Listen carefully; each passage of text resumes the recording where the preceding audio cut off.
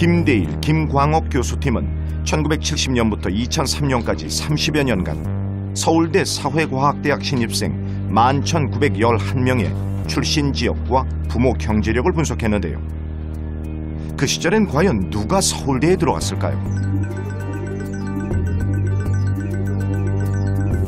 1970년대부터 서울의 편중 현상이 심했고 영남 이외의 지방의 존재감은 미미합니다. 특히 예비고사기는 서울과 지방의 격차가 가장 컸던 시기. 대입이 학력고사로 바뀌며 지역 격차가 감소하기 시작했지만 서울의 독주는 한 번도 꺾이지 않았습니다. 분석을 해본 결과 소득과 이제 직업 격차는 확실히 있었고요. 그리고 지역 격차도 서울 지역, 이 지방보다 더 합격률이 높았고, 그리고 서울에서도 강북보단 강남 이런 식의 지역적 편차가 꽤 있는 걸로 저희가 분석이 됐고요. 그것이 시간이 지나면서 계속 좀 더 심화되어 오는, 그렇지만 이제 이것도 사회과학대학만 대상으로 한 거였기 때문에 좀 더 이제 그 결과를 자료를 넓히고 대상을 넓혀서 분석해 볼 필요는 있다고 생각은 했습니다. 그렇지만 그럼에도 불구하고 상당히 충격적이었죠.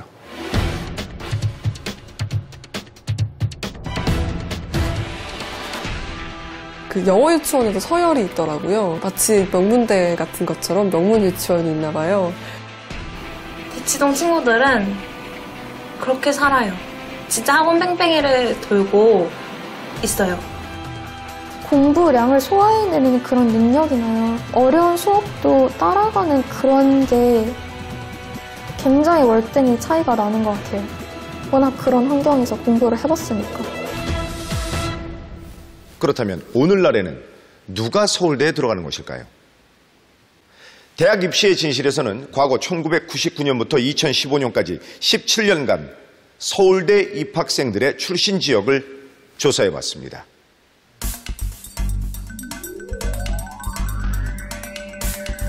(1999년부터) 최근까지 17년간 지역 격차는 더욱 벌어졌습니다. 한마디로 서울의 독주, 그리고 나머지 지방의 몰락이죠.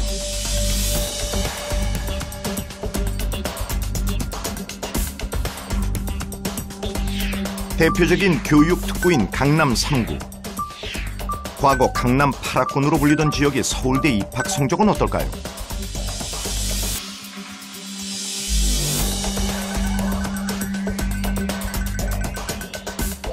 서울과 비교해도 강남 8학군 출신의 입학률이 눈에 띄게 높습니다.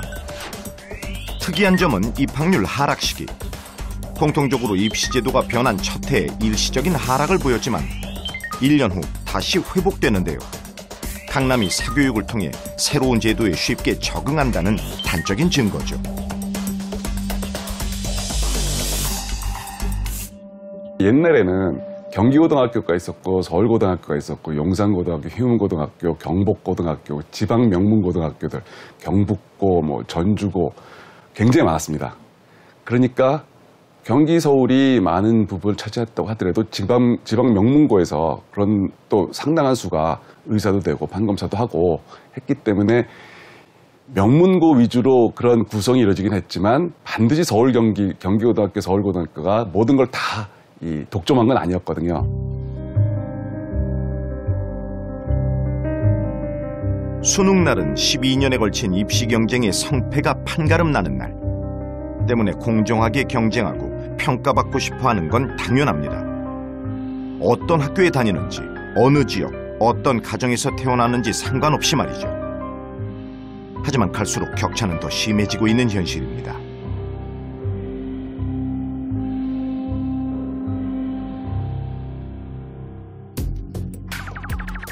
전국 고교를 대상으로 서울대 입학생을 배출한 학교를 분석해봤는데요.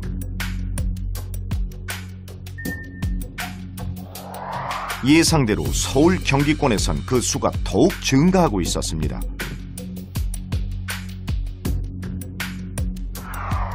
그렇다면 극소수 의외의 선전을 보이는 지방의 비밀은 무엇일까요? 2015년 강원도 횡성군에선 서울대에 38명을 보내는데요. 6개 고교 중 5개에선 단 1명. 민족사관구 한 곳에서 무려 37명을 배출했는데요. 이 학교는 자사고였습니다. 국제고의 경우 타 지역 출신이 50% 이상으로 해당 지역 학생들이 다니는 학교가 아니었습니다.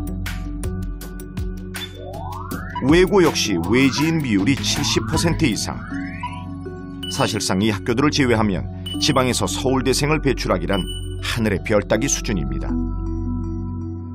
지역에서는 그 애양심 있는 인재들이 지역 고등학교에 끝까지 좀 남아서 최소한 대학 가기 전까지는 그 지역에서 크고 하면서 그 지역에 대한 더 애착도 생기고 할 수 있는데 그런 것마저 없어져서 어떻게 보면 그분들이 성장한 이후에는 좀 더 큰 문제가 생길 수도 있지 않을까 하는 생각을 합니다. 그렇다면 지방의 일반고들은 어떻게 몰락해 갔을까요? 한때 수십 명씩 서울대에 보내는 명문고가 많았던 부산. 그 명성을 증명하듯 2000년엔 서울대 합격생을 10명 이상 배출한 곳 모두 일반고였습니다. 하지만 2015년엔 자사고, 특목고만 남았습니다. 교육열이 높기로 유명한 대구는 어떨까요?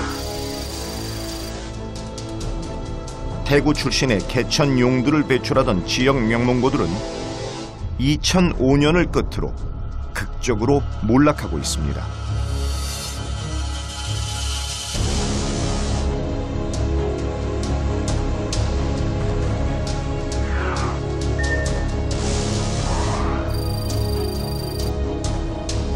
대전 지역은 서울대 입학생 숫자도 줄어들고 일반고의 수 역시 급격히 감소합니다.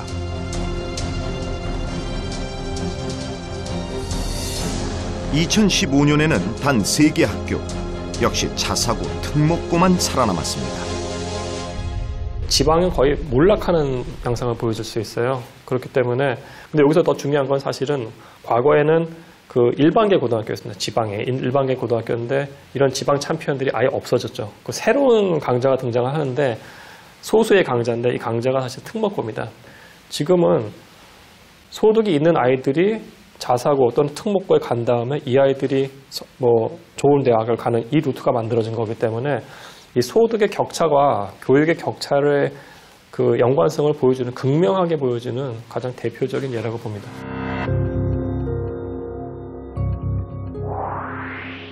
소득 격차로 인한 교육 불평등. 그 불편한 진실이 세상에 처음 드러난 건 1966년 콜먼 보고서를 통해서였습니다. 당시 미국에선 학력 격차를 줄이기 위한 연구가 막 시작되던 때 사회과학자 제임스 콜먼은 어떤 요소가 교육 불평등을 야기하는지 본격적인 연구에 나섰습니다.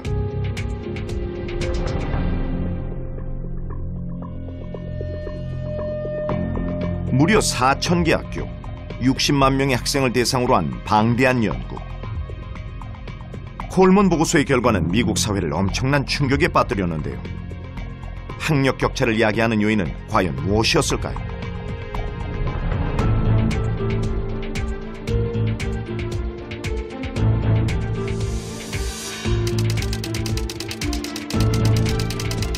바로 가정 배경 차이가 학력 격차를 결정한다는 것. Because family background is so important for academic outcomes, then the answer to that would have to be no. That essentially kids who are disadvantaged are navigating a very different context, very different community, very different types of schools than parents who are advantaged. And concentrated poverty, concentrated disadvantage has its own independent effect than individual level effects from any characteristics that people have themselves. 콜먼 보고서가 나온 지 50년. 현재 대한민국의 교육 불평등 실태는 어떨까요? 입시가 바뀔 때마다 사교육 시장이 학교보다 먼저 움직이잖아요. 너무 퍼펙트하게 움직이니까 엄마들이 그걸 안 따라가면 불안해하잖아요. 얘를 1학년 때부터 꾸준히 이제 컨설팅 하면서 너는 독서 이런 걸 해라 뭐 이런 식으로 좀 이렇게 그림을 짜주는 게 그러니까 이런 게 이제 노하우가 컨설팅 회사에 있으니까 그거를 지도해준 애들하고 스스로 해준 애하고는 차이가 분명히 있을 것 같아. 학생부 종합이 되면은 생기부에 선생님들이 써주는데 일반고와 자사고 차이가 많다. 일반고 선생님들이 되게 구태의연한 자세로 하기 때문에 학종 가려면은 절대, 그러니까 요즘에 이슈제도에 일반고는 나고자만 된다. 그러니까 뭐 1등급 나오는 애들 수강만 신경 써주지 다 나머지 애들은 다 버리는 카드라고 그 말 많이 들었기 때문에. 그러니까 비교과 활동 중에 아이들 그 소논문 쓰는 거 있잖아요. 그 소논문 쓰는 거에서 굉장히 빈부격차를 느낀다고들 했어요. 왜냐하면 부모의 직업군이 좋거나 뭐 교수님이시거나 아니면 그런 학계에 계신 분들의 자제들은 그 부모의 선을 타고 그 대학 실험실을 이용해서 막 그런 고등학교 수준의 소논문이 아닌 굉장히 높은 수준의 소논문이 나온다고 하더라고요. 예비고일 때 그 교육과정에 맞는 프로그램들을 다 학원으로 돌리는 거예요. 그러니까 숙제가 너무 많으니까 어느 날 애가 엄마 제가 기계예요 이렇게 얘기를 했다고 하더라고요. 근데 절대 져주면 안 돼. 그대로 밀고 나가야 돼. 그런 입시를 쭉 따라가서 나는 고속도로 하이웨이를 가고 있는데 내가 아이의 요구를 들어준다고 해서 잠깐 그래 쉬어 너 한 달만 학원 쉬어 이러면 국도로 내려앉은 느낌이 든다고 하더라고요. 우리는 진짜 지금 내 아이의 생존이 더 중요하기 때문에 내 부족함으로 해서 이 녀석의 애 인생이 나라로 떨어지는 게 아닐까 이런 생각이 많고 내가 지금 누리는 것만큼이라도 우리 아이들이 못 누리게 될까봐 중산층은 다 걱정하는 건 그런 것 같아요. 그래서 아이 돈이 많은 집이면 뭐가 걱정했겠어. 맞아요. 학원을 못 보내는 애들은 그만큼 뒤처질 수밖에 없으니까 경제력이 없으면 힘든 거죠. 경제력이 없이는 이 레이스가 시작될 수 없는 느낌인 것 같아요. 전쟁이네, 전쟁.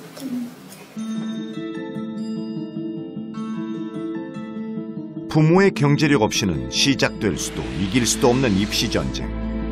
서울대 입학 코스로 떠오른 자사고 특목고 학부모들은 일반고와 어떤 차이가 있을까요?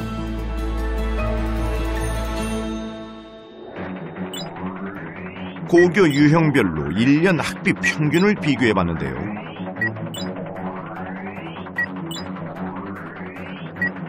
(106만) 대 (855만) 일반고에 비해 국제고 학비가 무려 8배나 비쌉니다. 외고의 경우 고소득 직군 아버지가 50% 이상인 반면 일반고는 15%를 겨우 넘습니다. 자사고 특목고에 가려면 부모 배경이 필수적이라는 사실을 보여주는 수치입니다. 특히 전업주부의 비율을 보면 외고는 60%를 넘지만 일반고의 경우 60%가 안 됩니다. 실업계고는 더 떨어지는데요. 이 차이는 소득 격차와 함께 정보 격차로 이어집니다.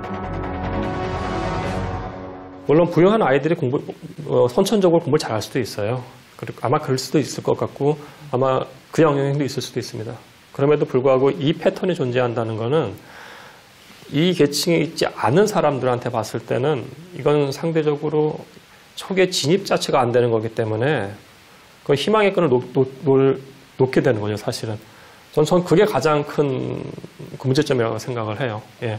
그래서 이 사람들이, 이 아이들이 경쟁할 수 있는, 공정하게 경쟁할 수 있는 어떤 룰 세팅, 그게 저는 핵심적인 포인트라고 생각을 합니다.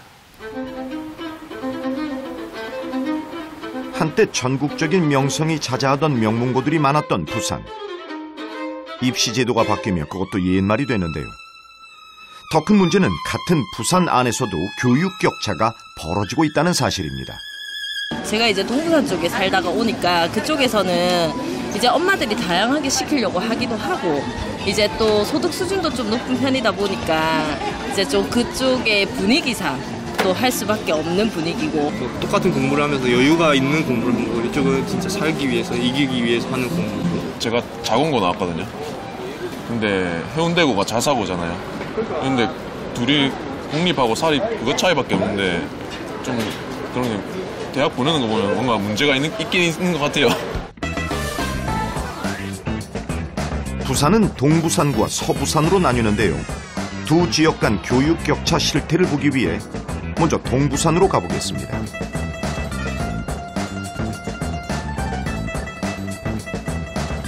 초고층 아파트로 이루어진 마천루. 한눈에도 부촌임을 알 수 있습니다.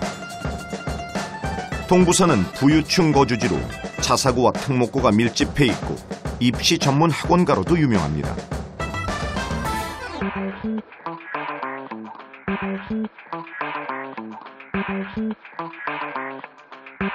서부산의 풍경은 사뭇 다른데요. 주로 서민들이 거주하는 지역으로 학교도 대부분이 일반고입니다.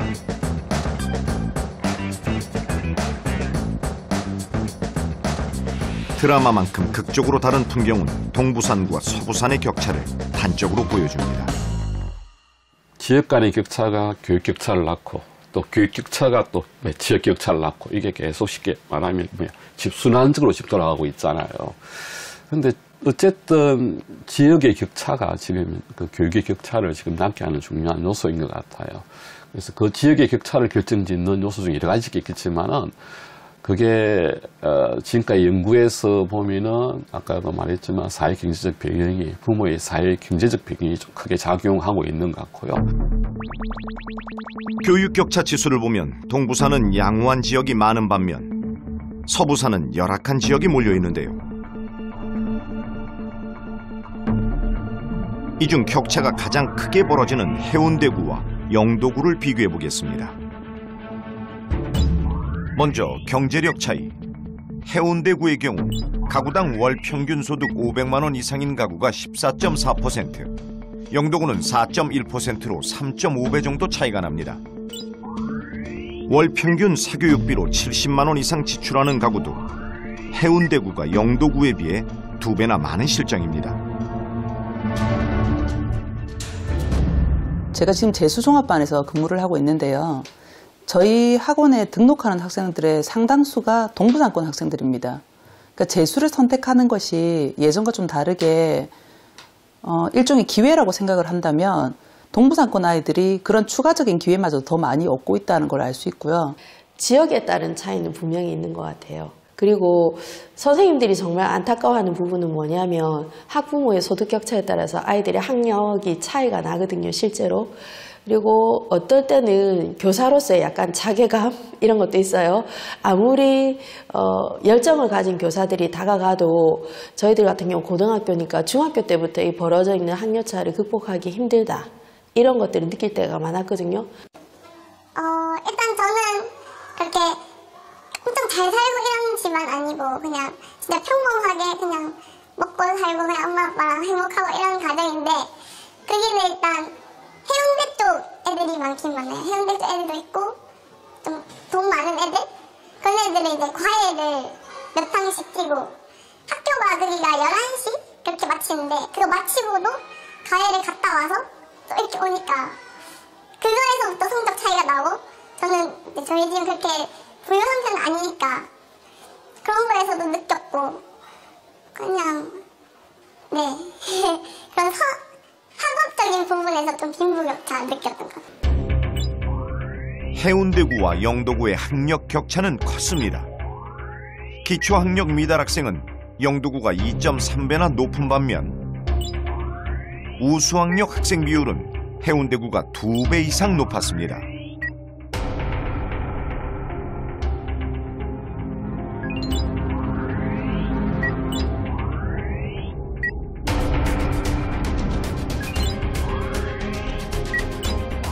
소득 격차가 학력 격차로 이어지는 현실을 여실히 보여주고 있습니다.